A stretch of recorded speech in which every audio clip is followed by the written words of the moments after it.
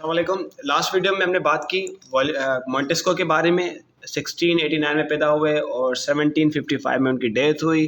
और उनकी क्या सोच थी, वो क्या चाहते थे, क्या उन्होंने उनकी क्या आइडियोलॉजीज़ थी, कितने बुक्स लिखे उन्होंने, उस बुक्स में क्या लिखा, ये सारी चीज़ें हमने डिस्कस की मॉन्टेस्को के बारे में। और हम इसी टॉपिक्स को लेकर चल रहे हैं कि फ़िलोसोफर्स हैं, फ्रेंच रेवोल्यूशंस के फ़िलोसोफर्स थे, इनका किरदार क्या था, उन्होंने क्या किया, मतलब क्या फ्रेंच रेवोल्यूशंस में इनका रोल था, ये सारी चीज़ें हम डिस्कस कर रहे हैं। तो मॉन्टेस्को पे हमने बात कर ली। अब दूसरा हमारे पास जो फ़िलोसोफर है वो है वॉलेटियर, जो कि पैदा हुए 1694 में और 1778 में उनकी डेथ हुई है।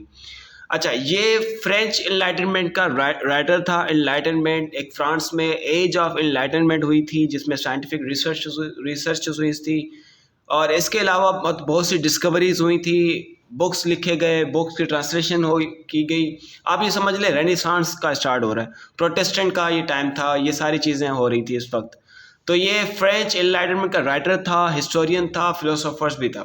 ठीक है, ये फेमस था अपनी विट की वजह से। विट का मतलब है कि एक ऐसी कैपेसिटी, इन्वेंटिव थॉट, ठीक है, इसकी जो ना इन्वेंटिव थॉट होती थी, ये जल्दी चीज़ों को जल्दी समझता था चीज़ों को, और ये ज़्यादा इंटेलिजेंस भी था। ठीक है, तो ये फेमस था इन चीज़ों की वजह से। और ये क्रिश्चियनिटी को क्रिटिसाइज़ करता था, खास करके रोमन कैथोलिक चर्च को बहुत ज़्यादा क्रिटिसाइज़ करता था, उनके एब्यूज़ को, उनके ट्रेडिशंस को बहुत ज़्यादा क्रिटिसाइज़ करता था। ठीक है। अच्छा, वॉलेटर एक वर्सेटाइल था, एक प्रोफाइलिक राइटर था, और उनके जो ज़्यादातर हर लिटरेचर में उनकी जो ना उनका उन्होंने वर्क्स प्रोड्यूस किया है। प्लेज लिखे उन्होंने, पोएम्स लिखी, नॉवेल्स लिखे, एसेस लिखे, बहुत सी हिस्ट्रीज लिखी। ठीक है, और इन सारी चीज़ों की वजह से, इन सारे काम की वजह से, मतलब जो पोएम्स, नॉवेल्स, एसेस और हिस्ट्रीज उन्होंने लिखी, इन सारी चीज़ों की वजह से इसने कैथोलिक चर्च की ट्रेडिशंस को और उसके एब्यूज़ को अटैक किया। ठीक है, और ये पहला एक वाहिद शख्स था जिसने फिलोसॉफिक मूवमेंट स्टार्ट की। एनलाइटनमेंट, एज ऑफ एनलाइटनमेंट को भी फिलोसॉफिक मूवमेंट भी हम कहते हैं। ठीक है, तो इसने फिलोसॉफिक मूवमेंट स्टार्ट की जो कि बहुत पॉपुलर थी, और ये रिलीजियस टॉलरेशंस के जो ना फेवर में खड़ा रहा। ये चाहता था कि मुल्क में रिलीजियस टॉलरेशन होनी चाहिए। हमने रिलीजियस टॉलरेशन की बात की, लिबरलिज्म बात करते हैं इस पर कि हर मुल्क में रिलीजियस टॉलरेशन होनी चाहिए। ठीक है, तो इसने भी रिलीजियस टॉलरेशन के फेवर में बात की, और तकरीबन 25 सालों तक इसने फ्रांस को, मतलब जो ना अपनी प्लेस से, ड्रामा से, पोएम से, एसेस और हिस्ट्री से जो ना उसको, मतलब जो ना चेंजिंग्स लाई, फ्लड लाया पूरे फ्रांस में इन चीज़ों की वजह से।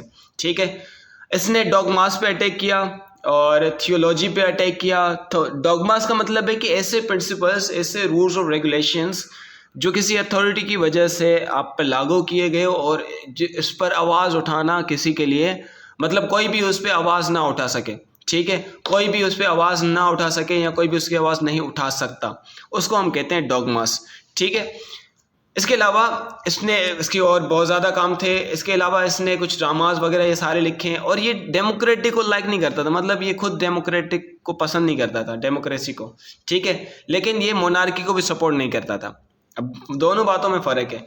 ये कहता था कि मैं प्रीफर करूँगा कि एक लॉयन, एक शेर, ठीक है, हम पर एक शेर हुक्मरानी करे इंस्टेड ऑफ 100 चूहे हम पर हुक्मरानी करे।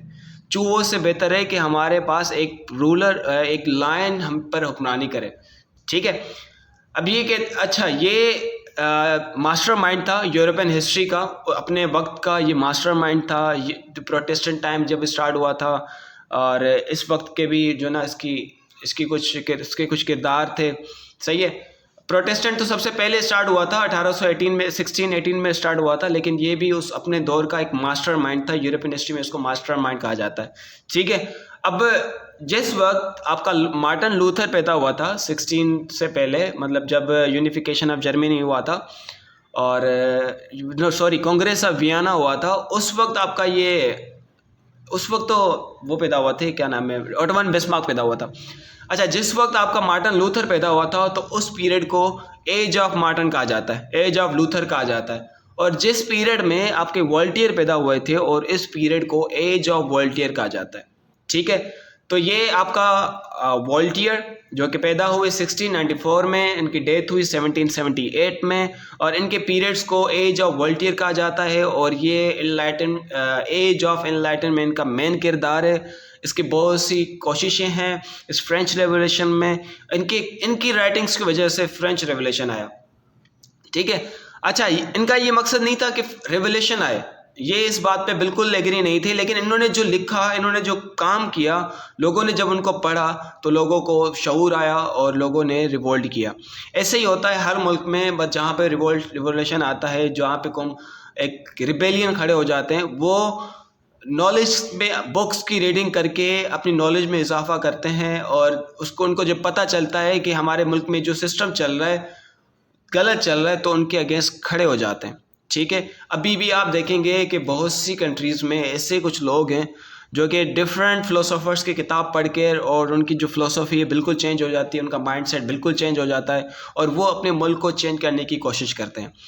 मुल्क को अगर नहीं कर पाते तो अपने नेशन को, अपने प्रोविंसेस को, अपनी कौम की बेहतरी के लिए कुछ ना कुछ काम करते हैं। पाकिस्तान में भी आप देखें, बहुत से ऐसे रूलर्स हैं जो कि जो है ना अपनी नेशंस के लिए कुछ ना कुछ करना चाह रहे थे, कुछ ना कुछ करना चाह रहे हैं।